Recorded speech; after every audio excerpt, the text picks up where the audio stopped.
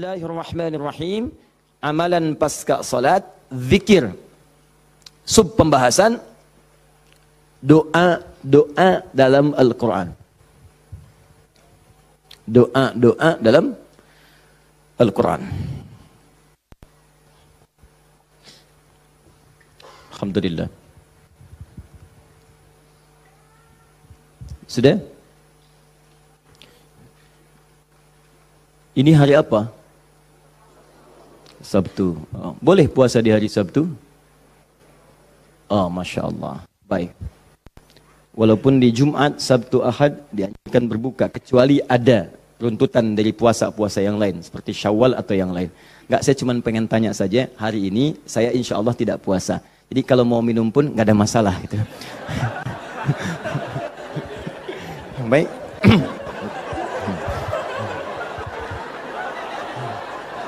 Masya Allah. Jazakallah khair.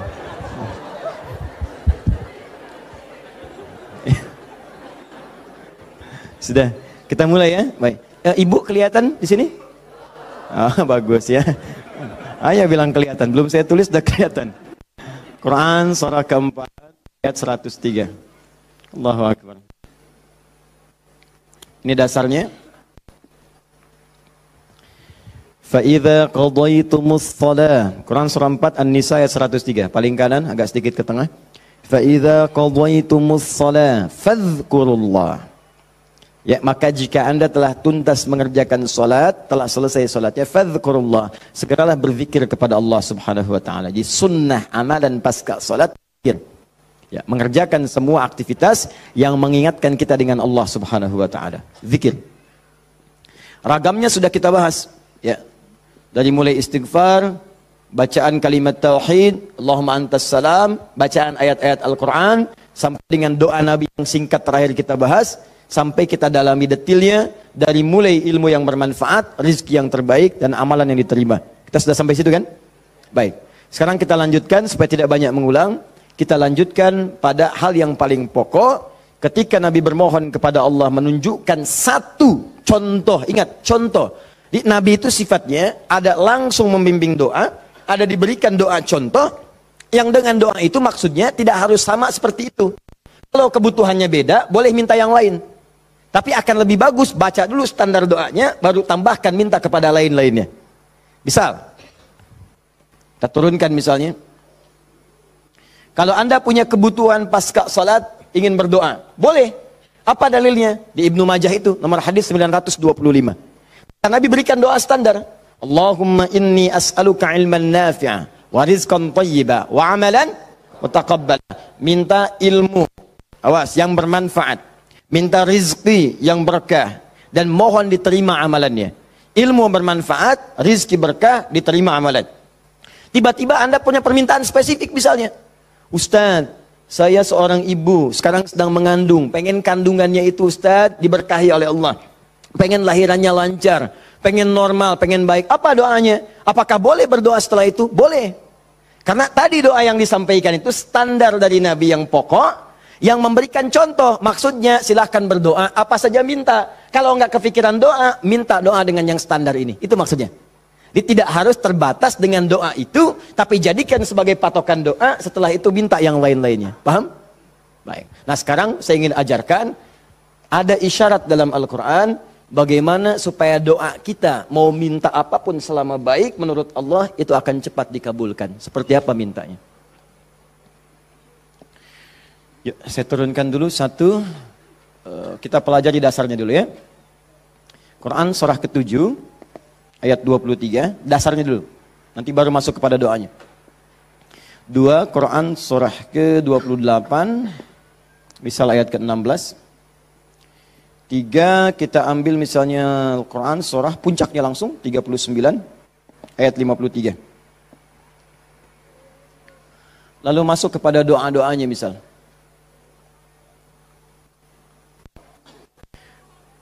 Saya ambil beberapa contoh yang sering ditanyakan, misalnya Quran surah ketiga ayat 38 sampai 39.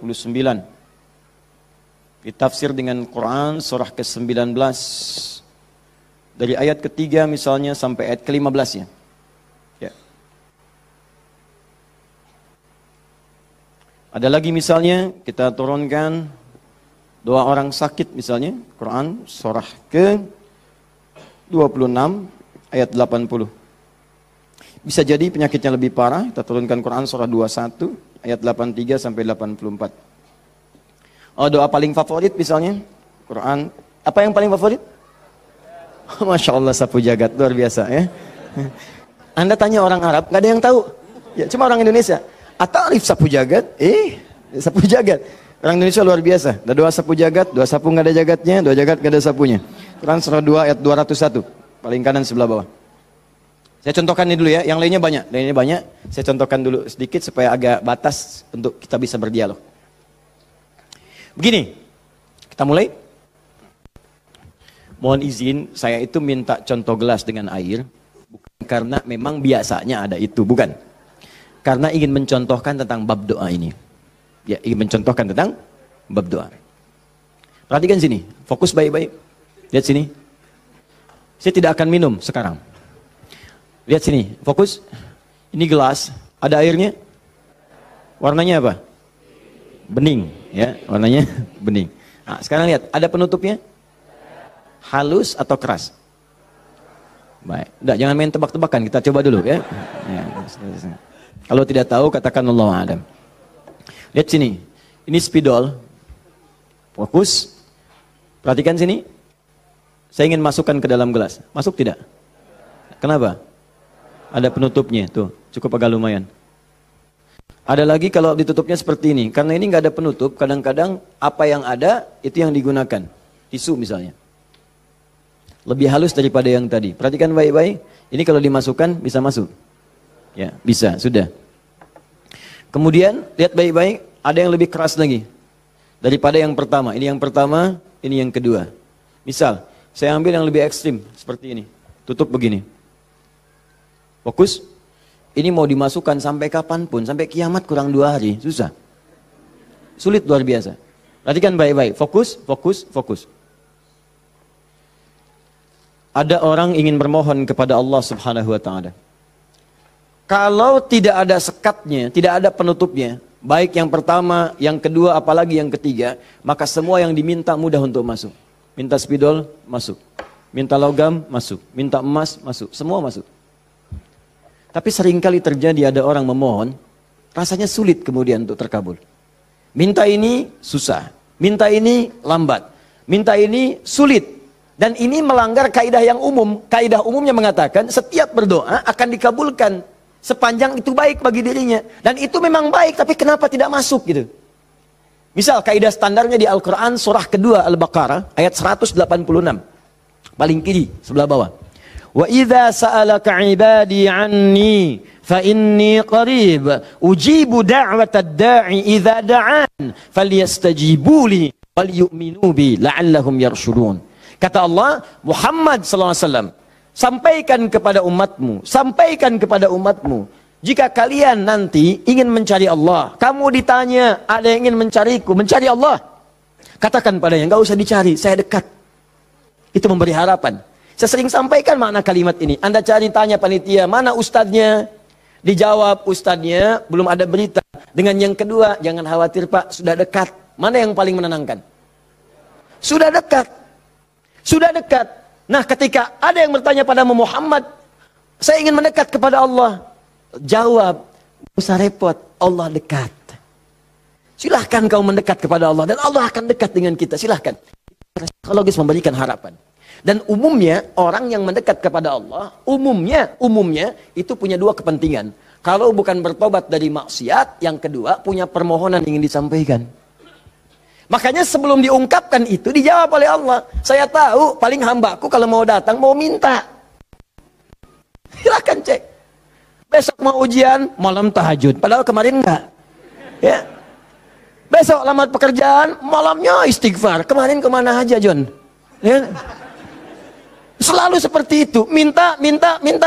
Kata Allah. Lihat kalimatnya. Ujibu da'watad da'i idza da'an. Kapanpun hambaku minta, aku akan kabulkan. Jadi rumus doa itu kalau diminta dikabulkan. Jadi nggak ada doa yang tidak dijawab sepanjang yang diminta itu baik. Sepanjang yang diminta itu maslahat. 3 sifat jawabannya. Diberikan seketika, jadi begitu dia meminta, seketika dikabulkan. Kalau dia membutuhkannya. Allahumma ya Rab, Allahumma ya Rab, Allahumma ya Rab. Saya ingin berdakwah ya Allah dengan teknologi. Saya ingin niatkan ya Allah masuk ke ITB supaya dengan ilmu itu saya bisa mengembangkan teknologi untuk mendekatkan orang kepadamu. Minta dia malamnya, luluskan saya ya Allah. Besoknya keluar, lulus. Kalau benar maslahatnya. Ada yang kedua, ditunda itu sampai dia sanggup untuk menerimanya sebagai amanah kehidupannya. Tidak seketika dijawab, tapi nanti ketika dia sanggup baru diberikan. Karena kalau Allah berikan dalam hal tidak sanggup, tidak adil Allah. Karena Allah tidak memberikan ujian pada yang tidak sanggup. La yukallifullahu nafsan illa usaha. Jadi sekali lagi sering saya katakan, kalau Anda sedang diuji, jangan mengeluh. Karena Anda pun dipercaya oleh Allah. Allah yakin dengan Anda, kenapa Anda ragu? Jadi kalau Anda sekarang punya musibah, punya ujian, entah di rumah tangga ujiannya berat, entah di kantor misalnya ujiannya berat, entah dalam kehidupan, semuanya, semua orang tidak ada yang tidak punya ujian, semua diuji. Wala nabluwannakum bisyai, kata Allah, Quran surah kedua ayat 155. Semua yang hidup punya ujian. Dan sifat ujian itu tidak akan diberikan pada yang tidak sanggup. La yukallifullahu nafsan illa wus'aha. Kalau kamu nggak sanggup, saya nggak akan berikan, kata Allah.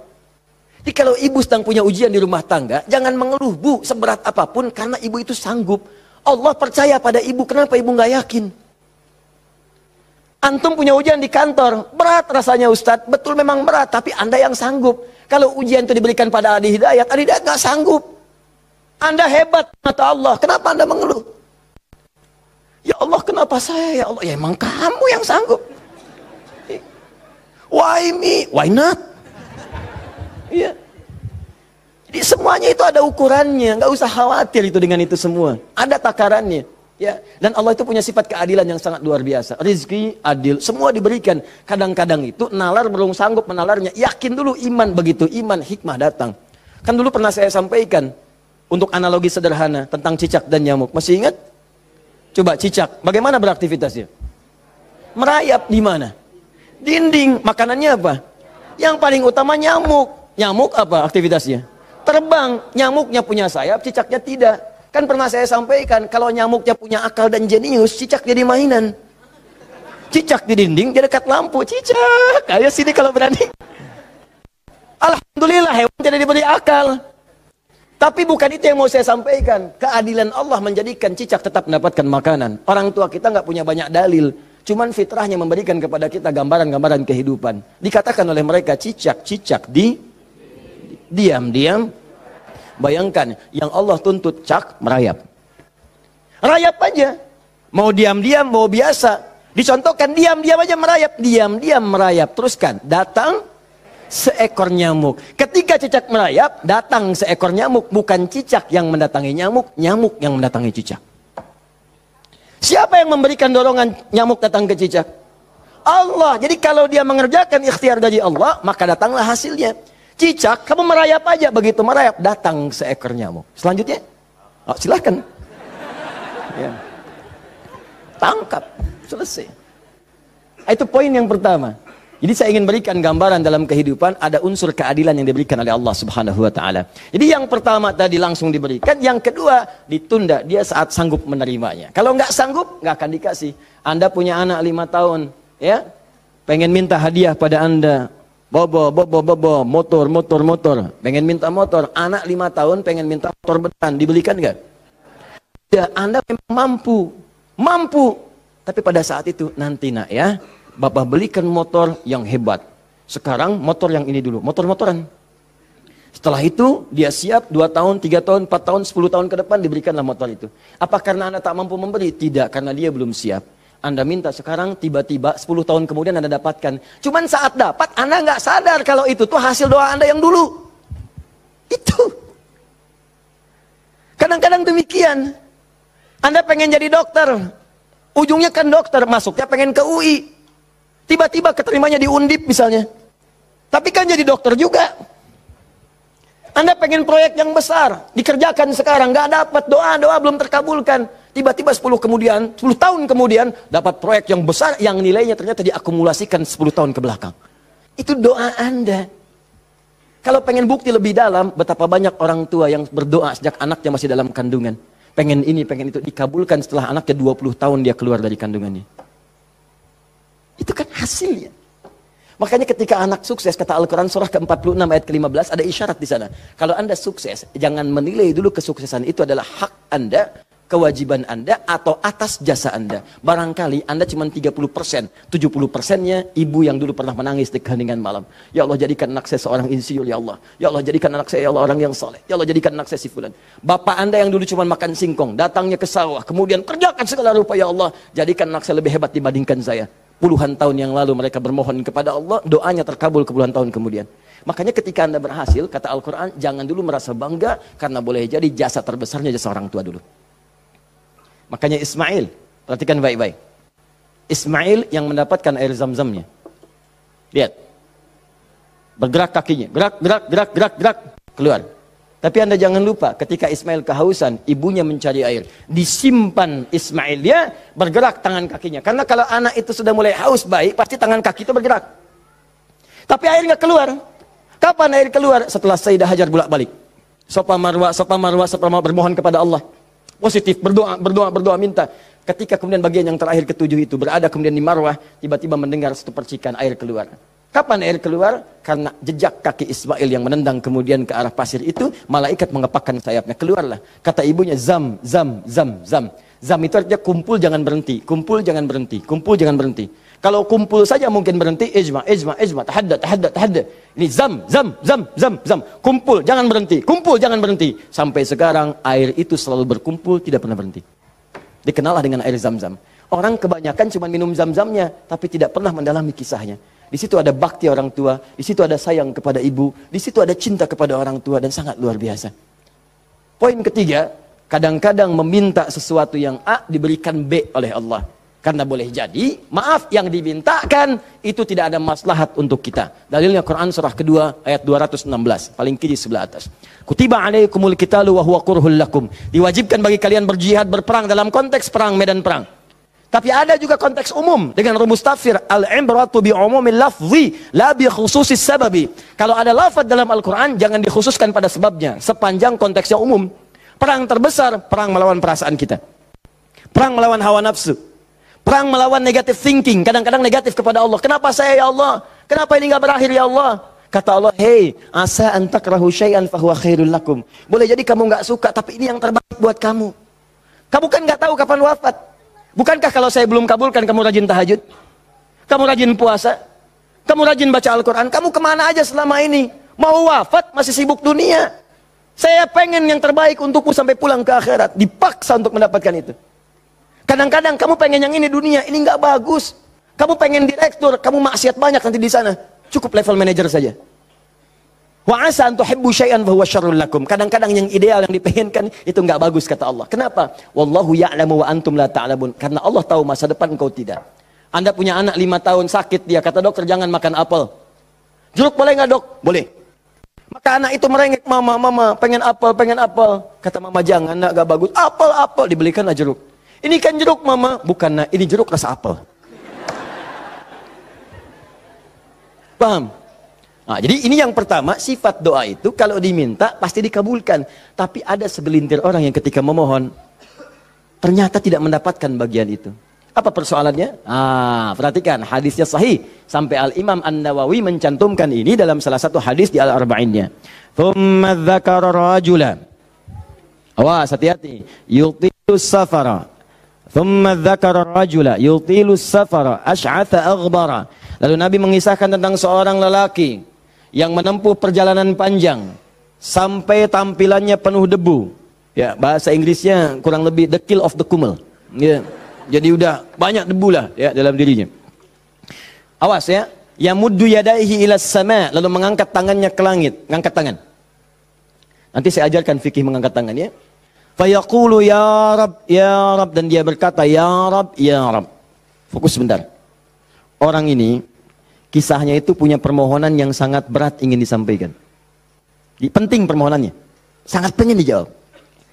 Lalu dia melihat cara doa cepat dikabulkan. Di antaranya ada 3. Ada 3. 1, doa dalam perjalanan. Perjalanannya perjalanan pada ketaatan, bukan maksiat. Awas hati-hati, bukan perjalanan maksiat. Dan bukan jalan-jalan biasa. Awas hati-hati. Kau mau kemana? Mau ke Hawaii? Titip doa ya. Doa orang safar kan dijawab. Tuh yang umrah, yang haji, gitu kan? Ya, itu yang dimintakan. Mohon, minta. Tapi kalau yang perjalanan maksiat tidak. Bro, mau kemana? Las Vegas. Titip doa ya. Itu belum dimohon, udah ditolak. Ya, belum dimohon. Jadi, satu, menempuh perjalanan panjang. Kedua, orang yang mengangkat tangan. Jadi usahakan nanti saat berdoa itu biarkan mengangkat tangan. Nanti ada fikihnya. Ada yang cuma satu jari misalnya, ya saat khutbah Jumat khatib ada. Ya, ada yang kemudian mengangkat tangannya, ada yang rendah, ada yang tinggi, ada yang posisi begini ada saat istisqa. Yang standar itu angkat kedua tangannya, ya sejajar dengan dadanya di sini, sejajar. Sini ya. Dan nggak usah malu. Allah itu kan tidak akan malu untuk memberi. Justru Allah itu dalam hadis sahih. Allah akan merasa malu, di sini bahasa kiasan, majas maksudnya. Membiarkan seseorang yang mengangkat tangannya, kemudian dalam keadaan hampa, artinya tidak menjawab doanya. Dia ada seorang bertanya kepada Rasulullah, ya Rasulullah bagaimana seorang berdoa mengangkat tangannya? Kemudian Nabi mengatakan, bagaimana menurutmu kalau ada seseorang meminta kepadamu menengadahkan tangannya begini? Ustaz, tolong Ustaz, tolong Ustaz. Di depannya langsung begini. Dua-duanya begini. Kata orang ini, saya malu kalau nggak ngasih. Saya malu kalau nggak ngasih. Maka kata Nabi, Allah lebih merasa malu. Karena Allah itu sifatnya lebih dalam dibandingkan dengan hamba. Rahmannya, rahimnya, pemberinya, wahabnya. Kata Nabi, Allah lebih merasa malu ketika membiarkan seorang mengangkat tangan memohon dan meninggalkan dalam keadaan hampa. Ya, jadi Anda mengangkat, itu biasanya sejajar dengan dada di sini yang standar. Kalau saya biasanya mendekatkan seperti ini. Dan menggabungkan di antara jemari di garis-garis yang ada ini. Kan garis kita itu kan ada garis kan, kanan kiri. Ya, biasanya kalau saya mendekatkan begitu, kemudian menyatukan dan meluruskan. Lalu bermohon kepada Allah.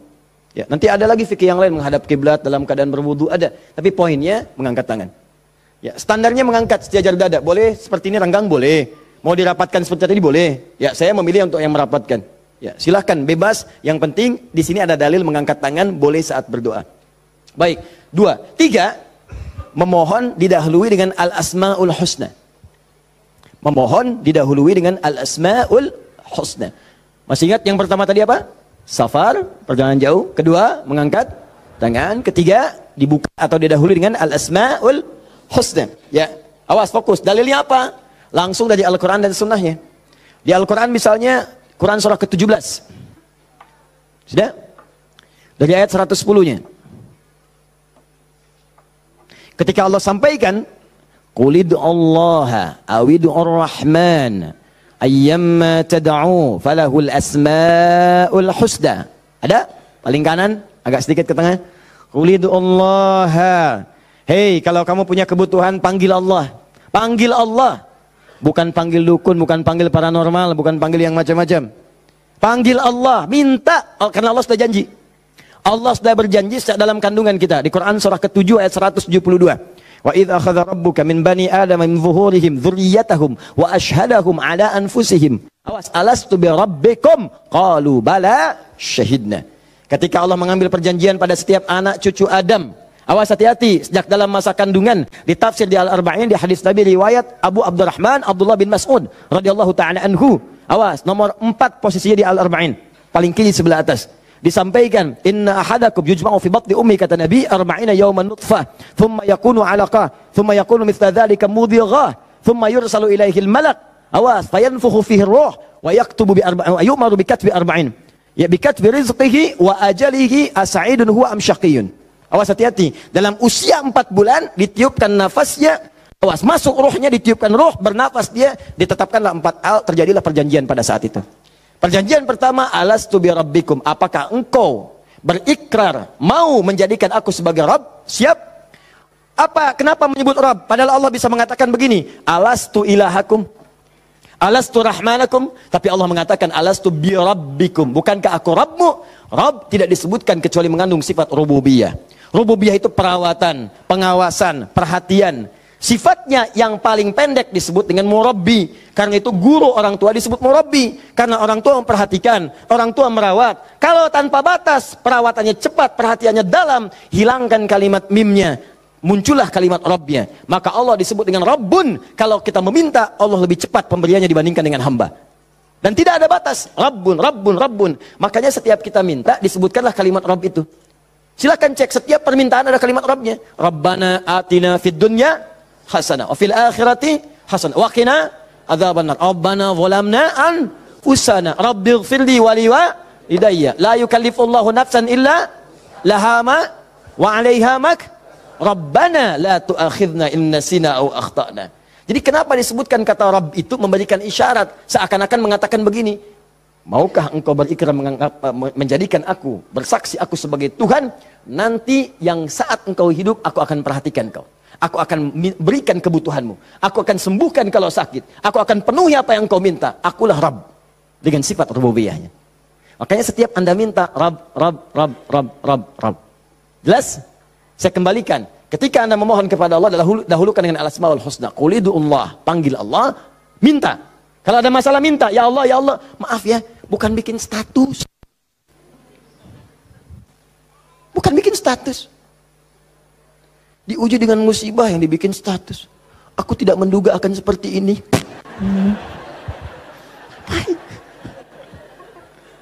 Terus yang tidak lucu, kenapa doanya di media sosial?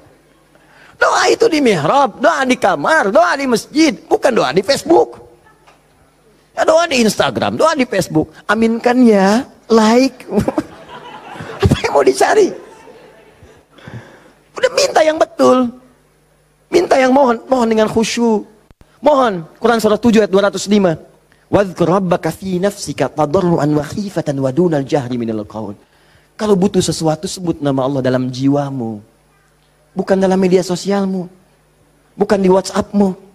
Bukan di Instagrammu. Online-kan hatimu dengan Allah. Minta dalam jiwamu dengan penuh ketundukan.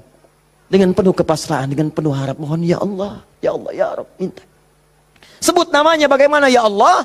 Atau yang kedua Ar-Rahman. Atau, nah ini rumusnya. Ayyamma tad'u. Atau kapanpun kamu ingin panggil minta sama Allah. Falahul asma'ul husna. Carilah nama-nama terbaik yang Allah miliki sesuai dengan kebutuhanmu. Jadi Allah itu telah memberikan nama bagi dirinya sesuai kebutuhan kita. Panggil dengan nama itu. Misal ya, maaf. Anda terkait rezeki nih, mau bekerja, pengen rezeki yang berkah. Panggil namanya ya Allah, sambungkan dengan nama Asmaul Husnanya. Ya Allah, ya Razzaq. Teman-teman yang kuliah di kampus, di sekolah, besok mau ujian atau mau masuk sekolah belajar pertama, supaya diberikan ilmu yang dalam. Ya Allah, ya Alim.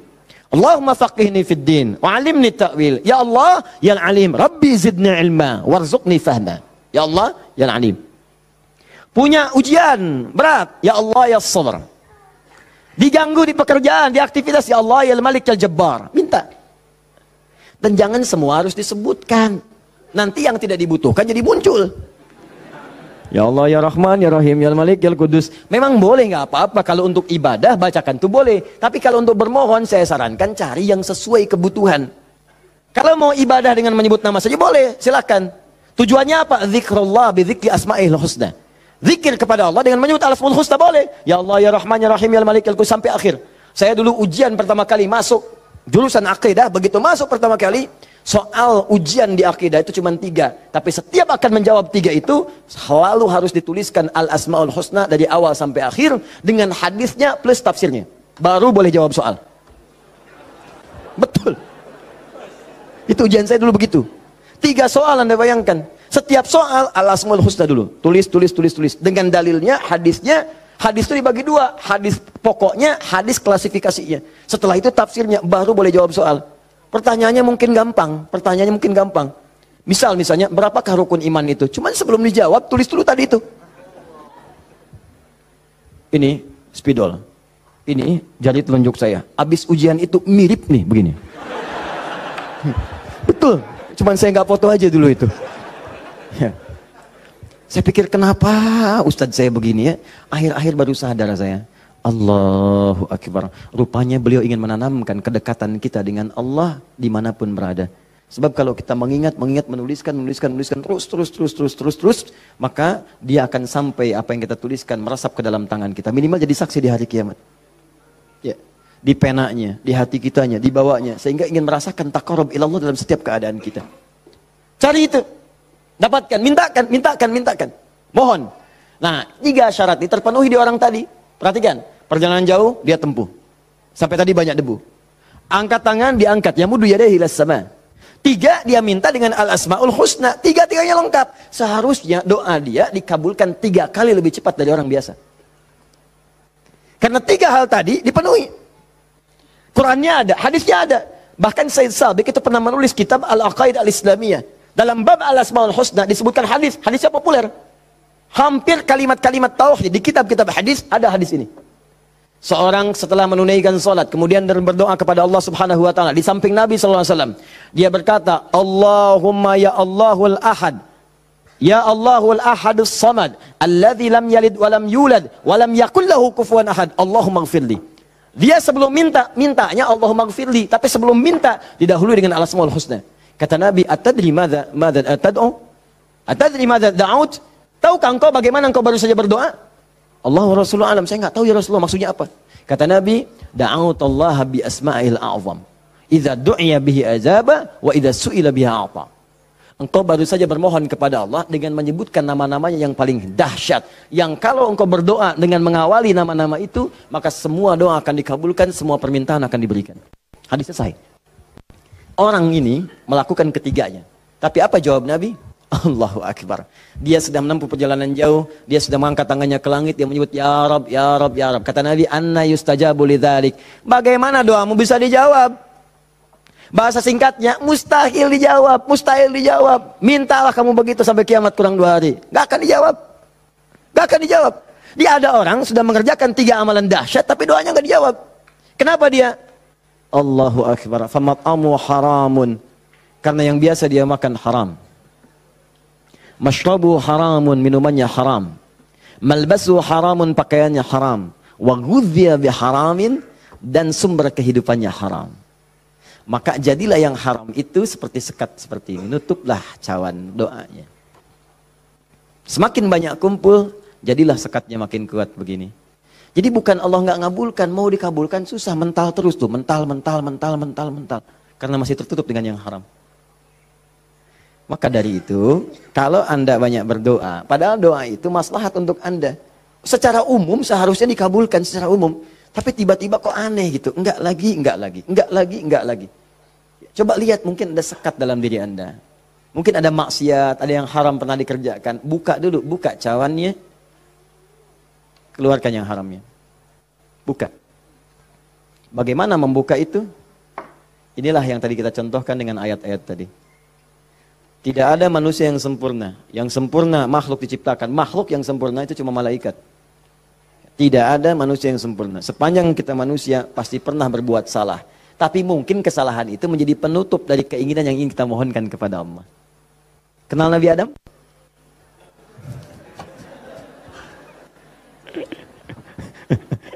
Alhamdulillah. Habis puasa dapat Lailatul Qadar, kenal Nabi Adam.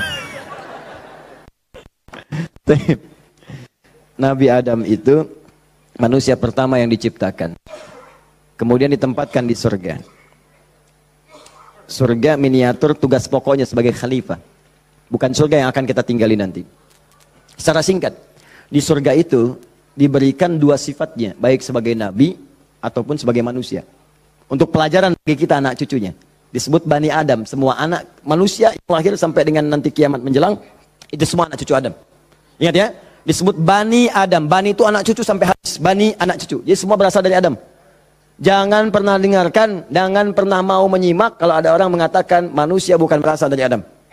Kalau ada yang mengatakan manusia berasal dari monyet, nggak usah dengarkan. Bilang aja kalau Anda berasal dari kecil, jangan ngajak-ngajak saya. Ya, Bani Adam. Nah, ketika dimasukkan ke surga, maka nikmat surga itu kan diberikan, jaminan kan, Nabi kan dijamin kan, Rasul dijamin kan. Maka langsung dimasukkan. Tapi di situ dilatih sifat kemanusiaannya. Apa sifat kemanusiaannya? Quran surah kedua ayat 35. Wala taqraba hadhihi syajarata fatakuna minadh zalimin. Awas. Wa qulna ya Adam uskun anta wa zaujukal jannah. Kami firmankan Adam, kamu dan pasanganmu, istrimu masuk ke dalam surga. Wa kula minha haitsu syi'tuma ragadan haitsu syi'tuma. Silakan nikmati semua kenikmatan di surga. Wala taqraba. Tapi jangan dekati ini. Jangan sentuh yang ini. Hadhi syajarata, pohon yang ini. Sentuh pun gak boleh, mendekat gak boleh. Awas. Jadi nanti ada yang dahsyat, larang itu, larang. Perintahnya ada yang mendekat pun gak boleh. Apalagi dikerjakan. Zina, perintahnya wala taqrabu zina, jangan dekat-dekat. Di kalau ada perintah dalam Al-Quran jangan dekat-dekat, berarti dosanya gede, besar. Mendekat ya nggak boleh.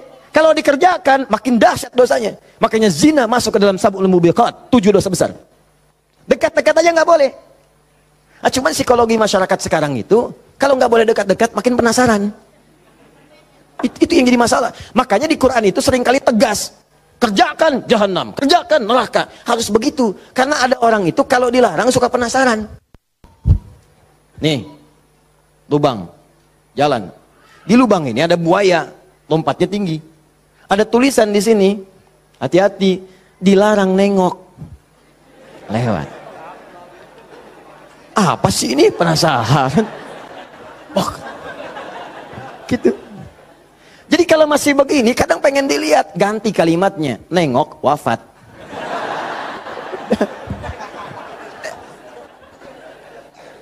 Selesai. Udah. Itu sederhana gitu. Ya, makanya banyak kalimat di Quran tuh begitu. Hati-hati. Ya, orang yang merencanakan pembunuhan berencana. Quran surah 4 misalnya kan. An-Nisa. Ya misal. Dia ayat ke 92-nya. Wa may yaqtul mu'minan muta'ammidan fajaza'uhu jahannam. Orang yang sengaja merencanakan pembunuhan. Satu orang beriman saja. Maka dia sudah pesan kapling neraka jahannam. Khalidan fiha, kekal di dalamnya. Wa ghadiballahu alaihi. Allah murka kepadanya. Wa la'anahu dila'nat. Wa 'adalahu 'adzaban 'azima. Dan dijanjikan siksa yang dahsyat. Siapa yang pengen pesan kapling di neraka jahannam? Maka muncul yang seperti itu. Datang. Saya kembalikan ke sini. Maka caranya adalah buka dulu ini nih. Buka dulu sekatnya. Tidak ada yang sempurna. Makanya Nabi Adam ketika kemudian ditempatkan di surga. Surga ujian ya. Bukan surga yang akan kita tempati. Dari mana dalilnya Ustaz? Karena di surga nanti kita itu sudah nggak ada ibadah lagi. Nggak ada ibadah. Nggak ada yang salat lagi. Nggak ada yang puasa lagi. Cukup di dunia aja. Di akhirat tinggal mendapatkan hasilnya. Kita panen nanti. Ya. Ya jangan terlampau soleh, cita-cita di surga supaya bisa sholat tahajud. Allah, bapak itu terlampau soleh. Udah tahajud di dunia aja, nyampe sana tinggal nikmati. Tinggal dinikmati. Kebiasaan dunia masuk semua. Ya Allah, makan, nikmat, pengen anggur, gak usah jauh-jauh, tinggal ngambil. Masya Allah. Ustadz merokok boleh enggak? Oh, silakan, ambil apinya di neraka. Ya.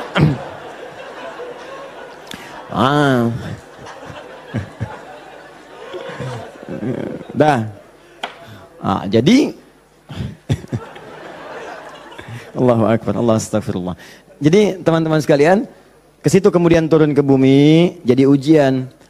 Digodalah oleh setan. Waswasalahum syaitan, digoda oleh setan. Singkatnya ketika digoda itu, kemudian godaan itulah yang menjauhkan Nabi Adam dan pasangannya dengan Allah Subhanahu wa taala. Turunlah terpeleset turun ke bumi. Singkatnya jadi pelajaran itu. Perhatikan baik-baik.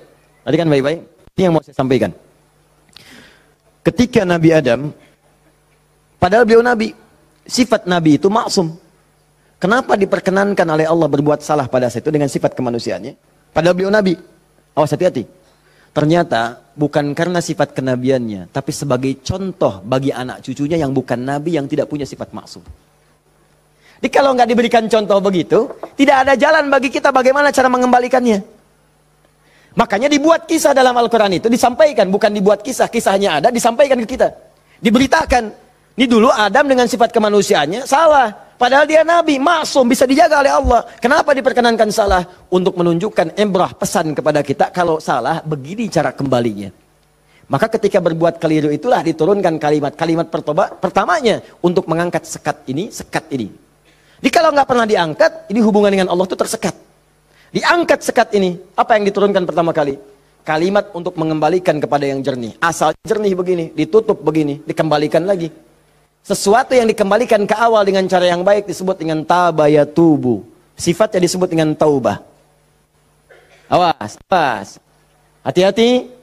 Maka Allah turunkan kalimat pertama ketika turun ke muka bumi. Kalimat pertamanya, Quran surah kedua ayat 37. Fatalaqa Adamu min rabbihi kalimatin fataba alaih. Maka Allah turunkan kalimat taubat. Taubat itu maksudnya kembali kepada jalan yang baik. Tadi tersekat, buang sekatnya, balikin lagi ke awal.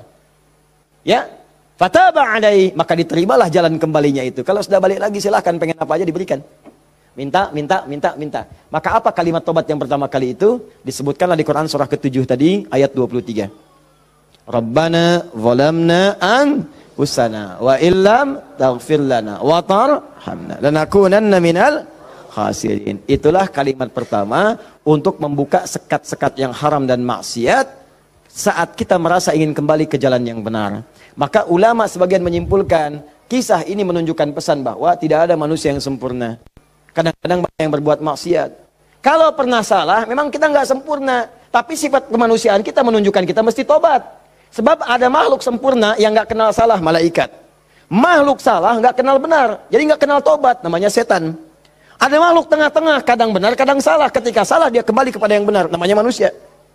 Jadi bedanya manusia dengan malaikat, malaikat gak pernah salah, manusia salah. Bedanya manusia dengan setan, setan salah gak mau tobat, manusia salah pasti tobat. Jadi kalau ada manusia salah gak mau tobat, patut ditanya, ini manusia atau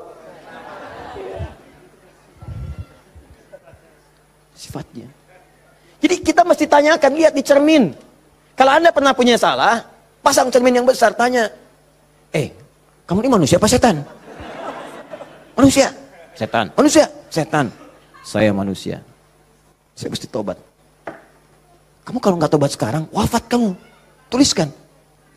Nggak tobat, wafat. Tuliskan. Sujud Anda. Bangun malam. Minta. Nangis, nangis, nangis, nangis, nangis. Minta. Tobat. Kalimat itu.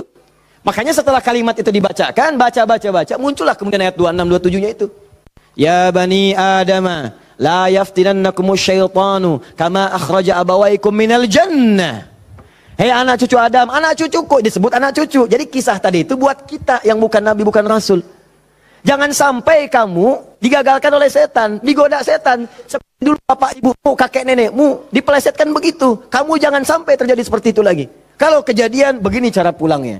Makanya kalau ingin berdoa, pertama kali sebelum meminta lulus ujian kah, lancar rezeki kah, damai di rumah tangga, buka dulu sekatnya. Supaya apa yang kita minta mudah masuk semuanya. Jelas? Buka. Kalimat pertama standarnya, Rabbana zalamna anfusana wa illam taghfir wa tarhamna lanakunanna minal. Ini yang paling standar, dosa standar. Ya, dosa standar itu jangan dipahami harus dilakukan, tidak. Ya, kalau dikerjakan, begini awal membuka sekatnya. Paham? Saya cepat. 2, agak naik level dosanya. Ini satu contoh dosa ini agak besar yang ini. Bahkan dosanya bisa lebih dahsyat. Kalau direncanakan, diniatkan. Misal, maaf ya, maaf. Saya pun mengagendakan nanti di tahun ini mudah-mudahan bisa Allah berikan kesempatannya. Saya pengen juga bisa safari ke pesantren-pesantren, ya, lembaga permasyarakatan. Ya, Sukamiskin misalnya, kemana lagi, bisa lihat. Saya pengen sampaikan kepada mereka bahwa Anda nggak ada yang sempurna. Tidak ada yang sempurna. Semua orang pernah berbuat salah. Cuman kita bisa berubah. Dan banyak di masa lalu orang yang banyak salah. Ada pemabuk, pezina, pembunuh, dan mereka memilih tobat. Dan ternyata dijamin surga oleh Allah Subhanahu Wa Taala lewat lisan Nabi. Kenapa kita nggak bisa? Ini dosa yang pernah dilakukan dalam kasus pembunuhan. Kalau yang ini tidak sengaja, sifatnya tidak sengaja. Ini contoh, diperkenankan oleh Allah sebagai contoh. Kalau orang berbuat seperti itu, bagaimana cara baliknya? Kenal Nabi Musa? Kenal. Luar biasa, Nabi Adam kenal, Nabi Musa kenal. Jangan-jangan Fir'aun juga kenal. Ya Allah. Saya tuh kalau Fir'aun suka ingat suka bumi itu hubud dunia. Suka bumi hubud dunia, suka hubun bumi dunia. Saya tanya di panggung, ada yang kenal Fir'aun? Kenal, Masya Allah. Di sini masih agak mendingan lah Nabi Adam, Nabi Musa. Sana Fir'aun. Nabi Musa paham semua kisahnya. Secara singkat kemudian sedang beliau berpetualang. Secara singkat ya, jalan menemukan 2 orang berselisih. Berselisih sampai mau berantem, dipisah sama Nabi Musa. Dipisah. Udah dipisah sama beliau, pisah, jangan begini, ini gak bagus. Dipisahin singkatnya. Saat dipisahin itu, ini belum ada pengangkatan sebagai nabi, ya. Saat dipisahkan itu, tiba kemudian ternyata salah satu yang berselisih itu adalah dari kelompoknya, kampungnya lah, golongannya. Sama-sama tanah kusir misalnya gitu kan. Malah ngadu, Musa kamu gimana? Kamu kan teman saya, sekampung kita nih, ini merendahkan kita nih. Ayo keroyak bareng-bareng. Ini provokasi kata Musa, diluruskan oleh Musa. Diluruskan. Begitu diluruskan masih ngotot, diberi pelajaran, tampar oleh Musa. Nabi Musa itu kekuatannya, teman-teman sekalian, setiap nabi itu punya kekuatan 10 kali laki-laki biasa. Dan Nabi Musa terkenal sebagai nabi juga yang paling kuat. Tampar, wafat. Nabi Musa. Alhamdulillah Nabi kita Nabi Muhammad. Ya, Nabi Musa juga baik, semua Nabi baik, semua Nabi baik. Ingat, jangan dipotong kalimat saya, Nabi kita semuanya baik. Semua baik, semua baik, semua baik. Semuanya baik, semuanya baik. Baik, tampar wafat. Begitu ditampar, padahal Musa melakukan sesuatu yang benar dan gak ada niat. Memberi pelajaran aja niat. Niatnya memberi pelajaran, bagus, bang benar. Tapi begitu kemudian dia wafat, ada perasaan bersalah. Apa doanya kemudian pada saat itu diabadikan dalam Al-Quran? Rabbi inni zalamtu nafsi faghfirli. Yang indah fataba alaih. Rabbi inni zalamtu nafsi. Ya Allah, aku salah. Zalim saya. Padahal nggak diniatin loh Pak Bu. Nggak diniatin. Cuman kejadian gitu kan. Dan itu belum ada pengangkatan sebagai nabi, belum. Nanti diangkatnya setelah bertemu nanti kisah yang lainnya. Di secara singkatnya, terjadilah peristiwa itu, lalu turunlah kemudian diabadikan doanya dalam Al-Quran. Rabbi inni zalamtu nafsi. Jadi kalau ada di antara kita, misal, pernah berbuat siapapun, tingkat kesalahannya sampai ke sini, tidak sengaja, atau pernah berbuat yang serupa, cepat taubat. Karena kalimatnya sudah turun. Nanti kalau sampai hari kiamat gak taubat, lebih berat lagi. Coba mau berkata apa di hadapan Allah Subhanahu Wa Taala? Hei, aku kan dah turunkan kalimat di bumi supaya kamu tobat. Kamu kan pernah bunuh orang kan? Tanggal sekian, jam sekian, kamu kejar-kejar, kamu tembak, kamu bom, kamu bunuh, kamu tusuk, kamu pukul, kamu macam-macam kan? Ada semua rekamannya terbuka. Aku turunkan kalimat tobat lengkap dengan kisah tuntunannya. Kenapa kamu nggak tobat? Mau jawab apa? Allah sudah kasih cara pulang tapi nggak digunakan. Allah nggak salah kan di situ? Diturunkan kalimatnya dan bahkan dijamin fataba alaih, diampuni oleh Allah. Ayo balik lagi. Makanya 2000 tahun setelah Nabi Musa, lahir Nabi Muhammad SAW, itu diantara sahabat-sahabat yang jadi sahabat terbaiknya, kan dulu banyak yang hobinya juga begitu, jahiliyah. Ada yang hobinya berkelahi. Kenal Umar bin Khattab? Umar bin Khattab radhiyallahu ta'ala anhu, luar biasa, tegas, kekar. Wah, senang duel sebelum masuk Islam. Siapa yang berani dengan saya? Ayo naik ke bukit itu. Jabal Qubais ditunjuk. Bukit paling favorit. Naik ke sana. Yang sekarang ada istana raja di situ. Ya di samping Zam-Zam itu. Naik. Sebelum berduel dengan saya, pamit dulu pada ibu yang telah melahirkannya. Karena dia akan pulang tanpa nama. Umar, Allahu Akbar. Apa yang terjadi? Masuk Islam. Halus. Toha, tersentuh. Masuk Islam. Lalu kasarnya berubah menjadi tegas, dipakai melindungi Nabi SAW, dipakai menegakkan syariat dengan baik. Kehalusannya muncul, sampai datang tengok orang jadi khalifah, perhatikan orang, luar biasa. Tegasnya muncul. Ya, waktu Abdullah bin Ubay bin Salul itu, seorang munafik, kalau sholat di belakang Nabi, saf paling depan. Tapi begitu bubar, provokator paling pertama Abdullah bin Ubay bin Salul. Begitu keluar, Muhammad nih SAW. Mecah belah kita aja. Datang ke sini pengen jadi pemimpin. Dia punya masjid sini, kita bikin masjid yang lain. Bikin dirar. Selalu dipecah. Orang dah siap-siap perang Uhud. Di pertengahan jalan, diprovokasi. Balik aja balik. Pasukan musuh lebih kuat. Ayo balik-balik. Sepertiga berputar desersi. Anda bayangkan. Tapi apakah Nabi langsung menghukumi? Tidak. Nabi kenapa nggak dihukumi? Umar, gregetan saya. Ya, kata Nabi, kan belum jelas kelihatan nampaknya. Nanti jadi fitnah. Pecah nanti semuanya. Karena dia masih dianggap pemimpin di kalangan yang lainnya. Biarlah nampak nanti Allah berikan hujahnya untuk dia. Satu kali, tapi kalau di depan baik, di belakang menusuk dari belakang. Satu kali sakit.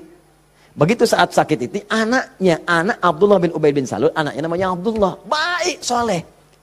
Nah ini juga jangan simpulkan kalau keluarga misalnya bapaknya nggak bagus, pasti anaknya nggak bagus. Belum tentu. Belum tentu. Kenal Abu Jahal? Anaknya Ikrimah. Bapaknya musuh Nabi luar biasa. Anaknya pembela Nabi yang paling hebat. Penunggang kuda yang dahsyat. Saf paling depan kalau jihad. Sampai Nabi itu dengan menghormati Ikrimah tidak pernah menyebut Abu Jahal di depan Ikrimah. Jangan singgung bapaknya.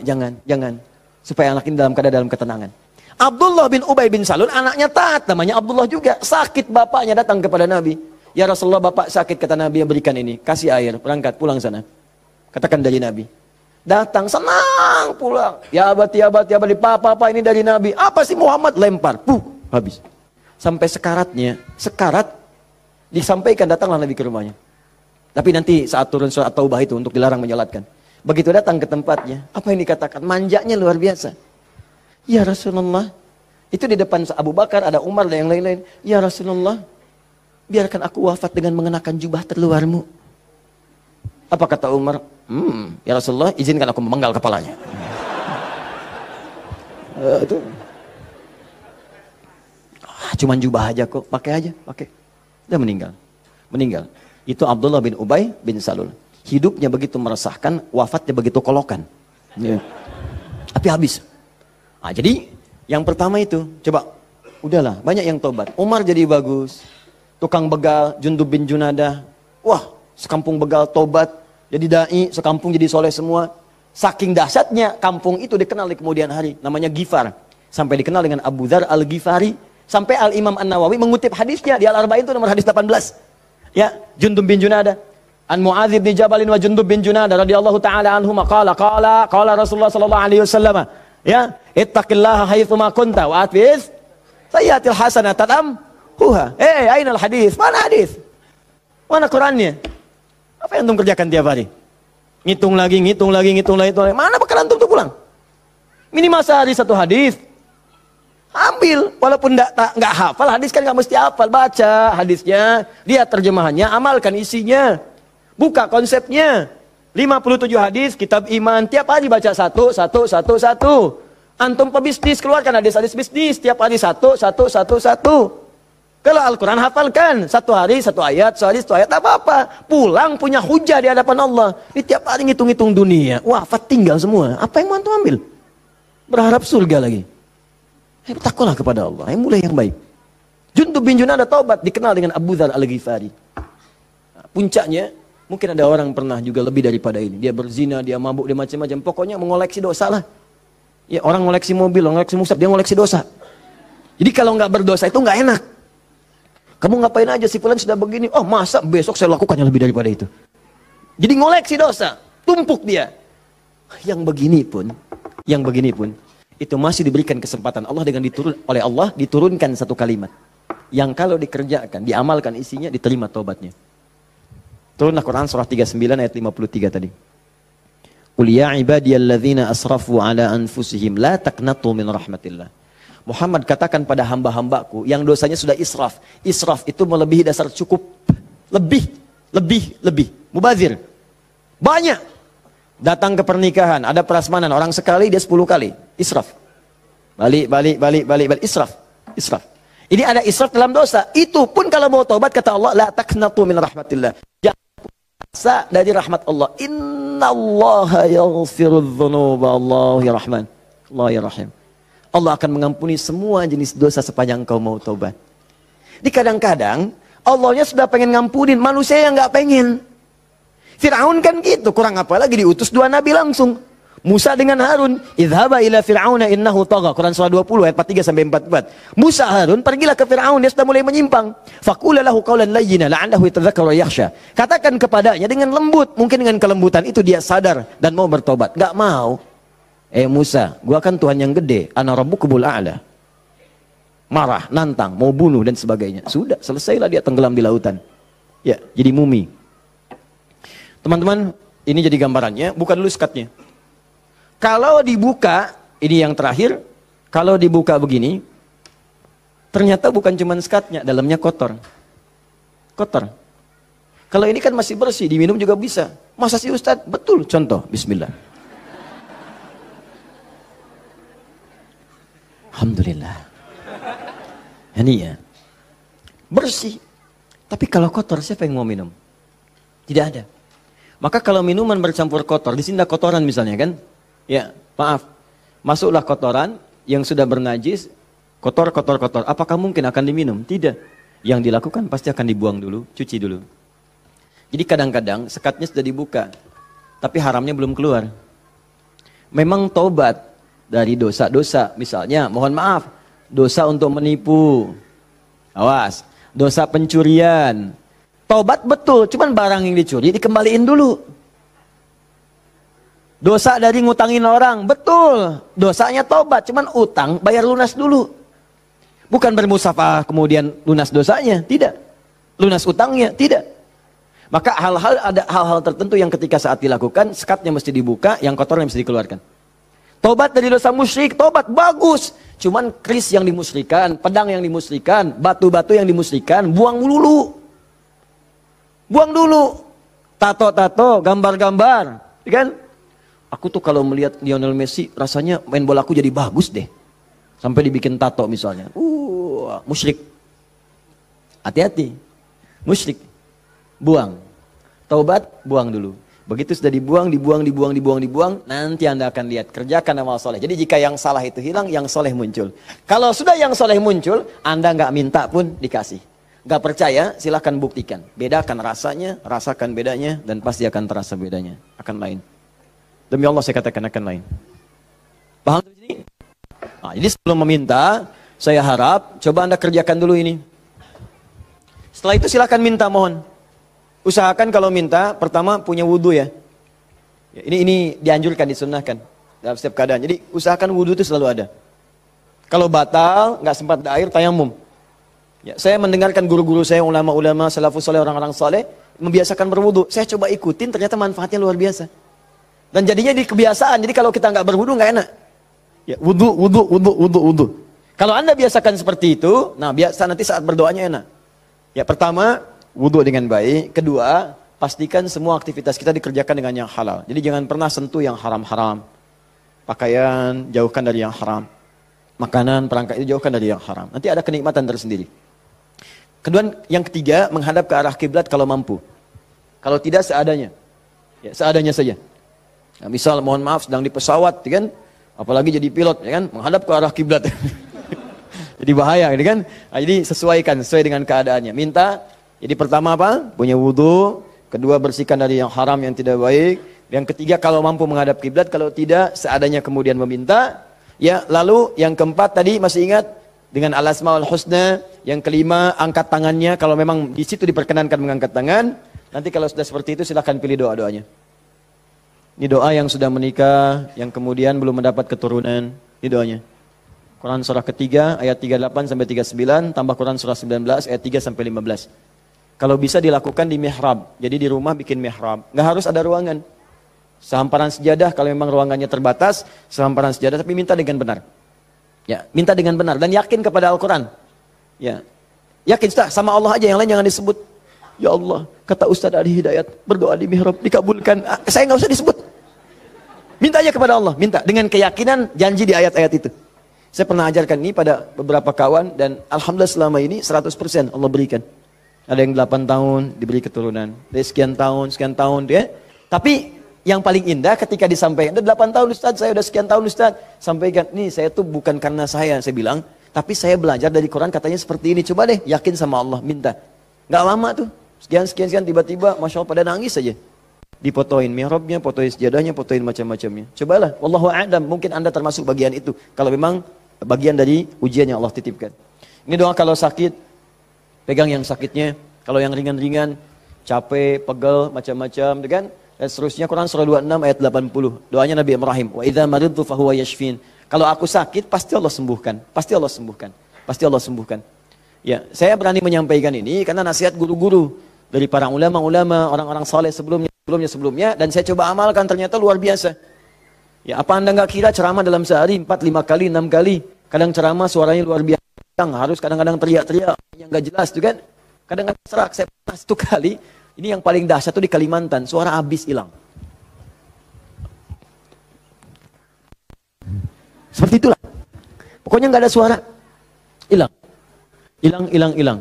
Hilangnya itu sore jam 5:30, 6 ngisi ba'da maghrib. Anda bayangkan? Kebayang? Baik. Jadi ngisi ba'da maghrib hilang jam 5:30, 6. Apa yang saya lakukan? Saya ingat ayat ini. Saya pegang aja. Pegang, wa idza maridtu fahuwa yashfin. Wa idza maridtu fahuwa yashfin. Ya Allah, kalau saya sakit pasti Engkau sembuhkan. Engkau yang titipkan tugas ini, Engkau yang berikan perangkatnya, Engkau yang amanahkan, Engkau pasti akan berikan kemudahan. Fa idza maridtu fahuwa yashfin. Minta air hangat ya, minta minum, terus minta lagi. Itu apa yang terjadi? Allahu Akbar. Begitu masuk kepada maghrib, keluarlah suara itu. Pertama mirip-mirip Allah yarham almarhum Ustaz Arifin Ilham. Ya, agak serak-serak. Ba'da Isya keluar semua. Keluar. Habis ceramah hilang lagi. Itu betulan. Habis ceramah hilang lagi. Istirahat malam. Besoknya ada lagi. Saya bersyukur sekali pada Allah sampai saya bingung bagaimana cara bersyukur yang terbaiknya. Ternyata Allah terima kasih menjaga tadi malam saya supaya nggak banyak ditanya orang. Suara habis, istirahat kita, besoknya ada lagi. Itu hal yang paling luar biasa berkesan. Biasanya kalau orang sudah dalam kondisi yang sangat darurat, tiba-tiba Allah tolong, kan ada keindahan tersendiri kan. Indah itu luar biasa. Makanya kadang-kadang kalau belum dijawab, jangan dulu marah. Mungkin Allah memberikan anugerah terindah yang belum pernah engkau miliki. Paham ya? Maka berdoalah dalam jiwamu, sentuhlah ia tepat di hatimu, maka ia akan jadi milikmu untuk selamanya.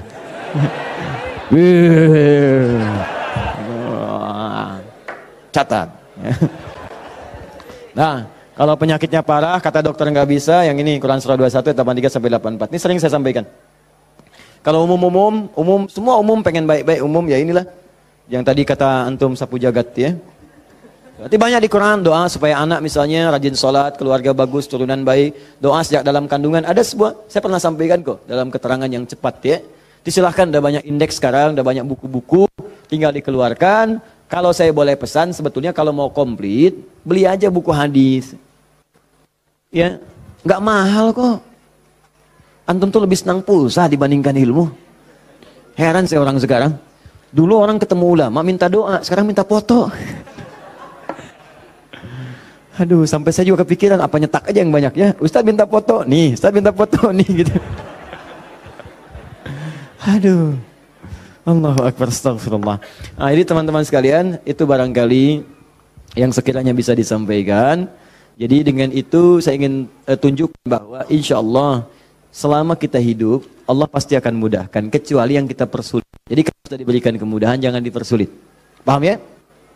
Baik, saya coba jawab dulu satu di antara ini. Nanti saya sudah punya channel khusus untuk menjawab-jawab pertanyaan. Sudah kami siapkan. Jadi mohon izin, saya ingin umumkan nih, karena ada tanya-tanya juga. Kita sekarang ingin mencoba memberikan yang terbaik untuk berdakwah untuk masyarakat. Jadi untuk channel kita ada 2 channel sekarang. Ya, pertama Akhyar TV, Akhyar sekarang sedang dalam masa perbaikan penyempurnaan untuk tampilan TV yang seutuhnya. Ya, jadi untuk sekarang belum tayang dulu. Jadi nanti kita perbaiki dulu karena kita pengen nih benar TV seutuhnya. Dia 24 jam nanti ada tayangan TV. Kita sudah siapkan konten-konten sekarang ini. Jadi nanti ada anak-anak penghafal Quran. Kalau orang bedah rumah yang macam-macam, ya ini bedah rumah para penghafal Quran misalnya. Nah, ada bagaimana cara yang si fulan bisa hafal padahal dia terbatas otaknya misalnya ya, kata medis. Ada yang ini kita siapkan, ada talk show, ada yang keluar, ada yang macam-macam. Jadi nanti begitu dia tampil lagi, kita launchingkan juga secara meluas. Nanti akan jadi TV yang nyata, betul, 24 jam nanti ada agenda yang tayang. Nah, untuk yang sifatnya terbatas, nanti ada Adi Hidayat Official yang di YouTube. Ya, Adi Hidayat Official itu nanti, itu biasa kalau kultum yang ringan-ringan atau menjawab pertanyaan. Ya, pertanyaan-pertanyaan nanti kita jawab satu-satu lewat situ. Jadi kadang-kadang, mohon maaf, ada beberapa pertanyaan tapi sulit disampaikan. Saya memahami itu, saya sangat memahami. Ya, dan mohon izin, saya berusaha semaksimal mungkin memberikan waktu yang terbaik. Saya pulang dakwah masih jam 11:30 malam, saya lihat ada surat masuk. Begitu ada surat, Masya Allah panjang. Saya bilang staf saya, minta telepon orang ini. Telepon, kita bicara. Sampaikan. Ada yang bisa dijawab via WA, kita jawab. Dan seterusnya. Tapi memang agak banyak, jadi tidak semuanya kita bisa kemudian jawab secara langsung. Nah, untuk tanya jawab ini, nanti ada 3. 1, kita jawab di lokasi kalau memungkinkan. 2, di official. Yang 3, setiap bulan kita akan sediakan insya Allah waktu 2 kali dalam sebulan. Ya, di Kamis pekan ke-3 dan Kamis pekan ke-4. Kalau tidak ada halangan, saya sediakan khusus dari mulai pagi jam 10 sampai dengan ke asar. Tapi tempatnya mungkin di Bekasi, akan disediakan ruang untuk silaturahim atau konsultasi. Jadi kalau Anda mau datang, ya datangnya di waktu itu. Jangan datang di waktu yang lain. Mungkin akan sulit kemudian untuk bertemu dengan saya. Jadi saya sediakan di waktu itu. Kadang ada yang datang, kemudian juga di waktu-waktu yang saya tidak ada. Itu yang kadang-kadang saya sedih. Di situ kadang saya merasa sedih. Ya, datang tapi tidak ada gitu sayanya. Jadi saya coba perbaiki yang sepanjang saya bisa lah, saya maksimalkan. Ya, jadi itu poinnya. Jelas ya? Kalau saya sudah jelas, mudah-mudahan bisa dipahami. Dan ini saya jawab dulu deh satu supaya bisa tuntas. Assalamualaikum warahmatullahi wabarakatuh, Ustaz. Assalamualaikum warahmatullahi wabarakatuh. Saya seorang supir dari sebuah bank konvensional. Mau nanya apakah gaji saya termasuk dalam riba? Nah, apabila saya zakatkan sudah bersih ke gaji saya? Ya, saya salat nafilah dikerjakan berapa rakaat dan waktu yang dikerjakan kapan? Manfaat dari salat tersebut apa? Maaf ya, 1 kertas ini saja cukup untuk saya jawab untuk hari ini. 5 pertanyaan dari sini saja. Yang lain nanti saya inikan di official. Baik gini, kalau Anda ragu dengan sesuatu, maka cari yang meyakinkan. Sudah, itu jelas hukumnya. Awas, hati, innal halala bayyinun, innal harama bayyinun, wa bainahuma umurun mushtabihatun. Ya, yang halal itu jelas, yang haram itu jelas. Di antara keduanya ada yang syubhat. Rumus syubhat itu tanya dulu kejelasannya. Kalau memang tetap gak jelas, maka tinggalkan, itu lebih bagus. Paham ya? Saya kerja ustaz di bank konvensional, bagaimana hukumnya? Kalau ada ribanya haram hukumnya. Kalau kemudian tidak mendapati yang lain dan darurat hidup ada di situ, maka sifat daruratnya muncul. Tapi darurat sifatnya sementara, bukan sementerus. Jadi sambil di situ antum mencari pekerjaan lain. Ya ada di bank syariah misalnya, ada yang lain misalnya, silahkan masuk ke situ. Yang ininya kemudian antum kurangi itu persatu sampai dapat yang baru itu, tinggalkanlah yang meragukan di situ. Paham ya? Jadi itu hukumnya jelas sekali. Kemudian salat nafilah. Nafilah itu betul, salat nafilah hukumnya sunnah. Ya banyak jenisnya, kapan waktunya, bagaimana ragamnya. Contoh, ada yang siang sampai ke malam, namanya rawatib. Hadisnya At-Tirmidzi nomor hadis 586. Ya ada berapa bilangannya? Yang pokok ada 12. Misal, apa bunyinya? Bunyinya kurang lebih qala Rasulullah sallallahu alaihi wasallam. Ya perhatikan baik-baik teman-teman sekalian. Man shalla 12 raka'atan, siapa yang salat 12 rakaat fi yaumin wa lailatin, dari siang sampai malam, arba'an qabla dhuhri, 4 rakaat sebelum zuhur, raka'ataini ba'daha, 2 rakaat setelahnya, raka'ataini ba'dal maghrib, 2 rakaat setelah maghrib, raka'ataini ba'dal isya, 2 rakaat setelah isya, raka'ataini qabla subhi, 2 rakaat sebelum subuh. Rumusnya 4 sebelum zuhur, 2 setelah zuhur 6, 2 setelah maghrib 8, 2 setelah isya 10, 2 sebelum subuh, jadi 12 rumusnya. 12. Kalau tak mampu 12-nya, misalnya zuhur boleh. Hadisnya dari Ibnu Umar, mengerjakan 10 rakaat karena tak mampu 12-nya. Maka dihitung pahalanya sama karena keadaan yang sangat darurat itu. Tambah lagi misalnya ada sunnah. Sunnahnya mutlak, bukan masuk rawatib. Tapi dia masuk, ada yang sebelum salat fardu. Misal, salat sunnah misalnya qobliyah asar, sebelum asar. Sifatnya bukan rawatib, mutlak. Tapi dikerjakan sebelum asar, jadi qobliyah. 4 rakaat di Abu Daud dari Ibnu Umar radhiyallahu taala anhuma. Apa bunyinya? Rahimallahu ra'an shalla qabla al-'asri arba'an. Allah merahmati seseorang yang salat sebelum asar 4 rakaat. Hadisnya sahih.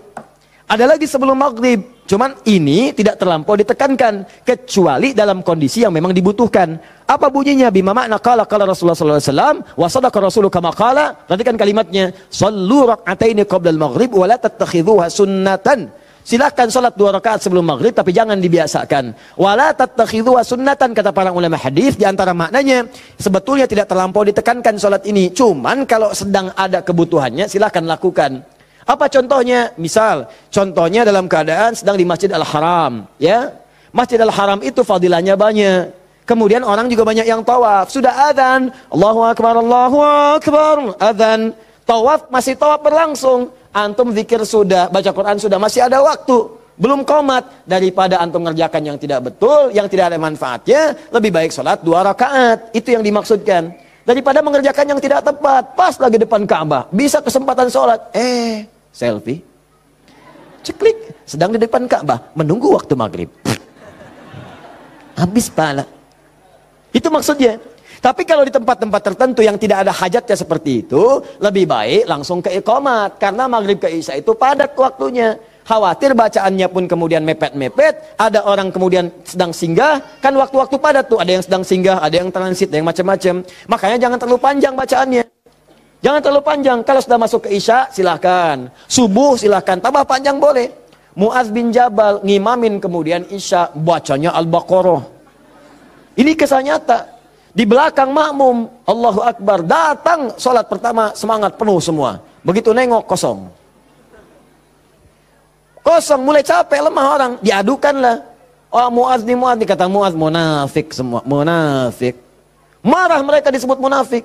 Kan Mu'adz benar, orang yang malas-malas sholat isya, munafik. Tapi orang-orang juga benar, kami bukan munafik nih. Ente yang kepanjangan.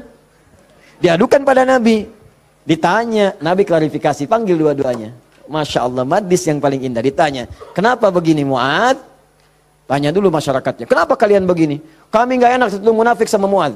Kenapa Mu'adz? Ya memang benar Rasulullah, bukankah engkau katakan orang malas salat isya itu munafik? Kami nggak terima, karena Mu'adz salatnya kepanjangan. Al-Baqarah, kami capek, kami lelah. Masya Allah. Apa kata Mu'adz? Mu'adz, kenapa kamu begitu? Kata Mu'adz, ya Rasulullah, saya kan ngikutin Anda. Rasul kan saya sholat di belakang Rasul, bacanya Al-Baqarah, saya ikutin. Mu'adz, kamu benar, cuman kan saya imam, makmumnya kamu. Tapi kan kalau kamu, imamnya kamu, makmumnya mereka.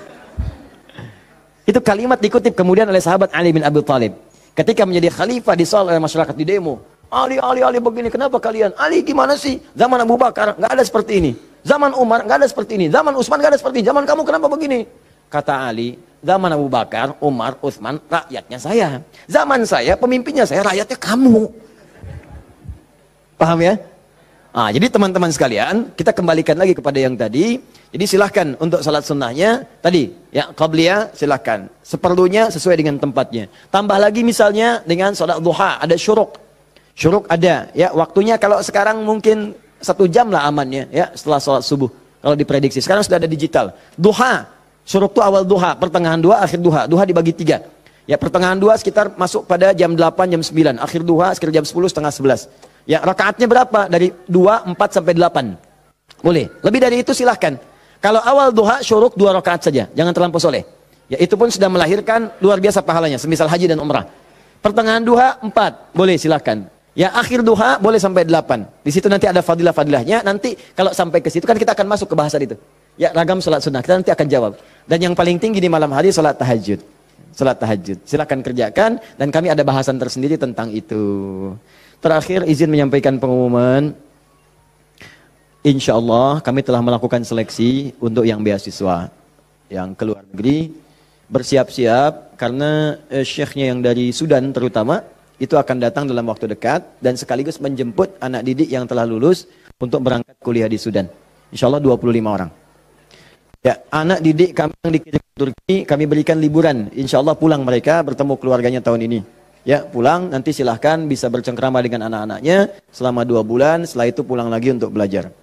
Kemudian yang di Madinah juga sudah ada, di Kairo ada. Alhamdulillah berita baiknya yang di Kairo. Kemarin kami bertemu dengan 2 orang syekh di majlis kami. Dan tadi di Palembang tadi malam dari Mulhaqdini atas keagamaannya dari Mesir juga minta biografi. Dan berita baiknya insya Allah juga akan diberikan kuota beasiswa ke Al-Azhar. Ya, nah secara singkat nanti insya Allah berita baiknya bulan depan kami akan membuka kembali program PKU, ya, program kadar ulama, pendidikan kadar ulama. Saya bimbing selama setahun langsung, saya yang bimbing, saya tempatkan di tempat saya tinggal, kami biayai, kami akomodasinya tanggung semua. Nanti tahun depannya kami sekolahkan sesuai dengan bakat dan jurusannya. Insya Allah bagi nanti yang ingin ikut berminat akan dibuka tesnya, silahkan nanti ada rentang usianya di situ, ya. Tentang usia yang kira-kira bisa melanjutkan studi. Saya berharap ini sumbangsi terbaik juga bagi bangsa supaya nanti ada ulama di kemudian hari, daerah-daerahnya ya bisa lebih baik lagi, dan itu yang bisa kita lakukan karena banyak kontribusi ulama kita membangun negeri ini. Kita cintai negeri ini, kita kembangkan, kita baguskan, kita sayangi semuanya. Saya pengen ke depan ada orang-orang baik yang memimpin. Ya, Adi Hidayat itu selesai nanti, meninggal selesai. Mudah-mudahan saya wafatnya syahid. Mudah-mudahan ya, dan kita bisa di majlis ilmu, mungkin sedang mengajar meninggal. Saya pengen begitu ya. Masya Allah, mudah-mudahan insya Allah. Nanti ada yang menggantikan. Ya, kita sekarang coba-coba bangun pesantren, bangun majlis-majlis ilmu. Nanti dari situ mereka yang akan menggantikan. Mungkin anak bapak ibu juga. Ya, saya cuma bisa melakukan itu. Yang terakhir, bulan depan kita akan mulai karantina. Yang saya janjikan dulu, program 30 hari, 30 juz menghafal Quran. Insya Allah untuk akhwat rumahnya sudah kami siapkan. Sudah ada tempatnya, ditinggal di situ. Untuk ikhwan pun tempatnya sudah ada. Nanti akan ada pembukaan, silahkan didaftarkan di situ. Nanti ikut 30 hari. Coba 30 hari ini nggak bisa pulang, harus di situ. Ya, handphone disimpan. Ya, handphone disimpan. Tidak boleh komunikasi dengan handphone kecuali mungkin hari Jumat diberikan kalau ada komunikasi yang penting. Jadi nanti sudah kita akan siapkan, launchingkan. Saya bermohon pada Allah bebas siapa yang pengen ikut boleh silakan. Dan ini lintas batas, mau dokter, mau polisi, mau tentara, mau macam-macam. Saya pengen ada polisi hafal Quran, dokter hafal Quran, tentara hafal Quran, insinyur hafal Quran, ya. Dan semua kalau sudah dekat dengan Qurannya, insya Allah negeri ini datang keberkahan dari Allah Subhanahu Wa Taala. Sekira itu mudah-mudahan bermanfaat. Saya mohon izin dan saya mohon dipermudah aksesnya karena saya harus melanjutkan ta'lim dan waktunya sangat. Kita doa pada Allah Subhanahu Wa Taala. kita dikabulkan dan diterima oleh Allah Subhanahu wa taala. Allahumma taqabbal minna innaka antas samiul alim wa tub alaina innaka antat tawwabur rahim. Allahumma 'allimna ma yanfa'una ya Allah wa wafiqna bima an na'mala ma ta'allamna. Ya Allah, anugerahkan ilmu yang bermanfaat kepada kami. Terima semua ya Allah pelajaran kami. Berikan kami bimbingan untuk mengamalkan apa yang telah kami pelajari. Rabbana la tad'a lana fi maqamina hadha wa fi kulli maqamin dhanban illa ghafartah. Ya Allah, kami mohon jika ada seorang pendosa hadir di majlis ini, jangan biarkan dia meninggalkan majlis ini kecuali Engkau telah ampuni seluruh dosa-dosanya.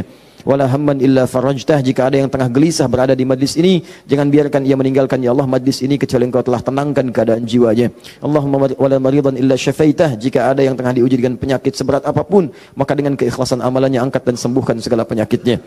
Allahumma rabbana atina fid dunya hasanah fil akhirati hasanah wa qina adzaban nar bifadlika subhana rabbika rabbil izzati amma yasifun wa salamun alal mursalin subhanakallahumma bihamdika asyhadu an la ilaha illa anta astaghfiruka wa atubu ilaik wa akhiru da'wana alhamdulillahi rabbil alamin thumma assalamu alaikum warahmatullahi wabarakatuh.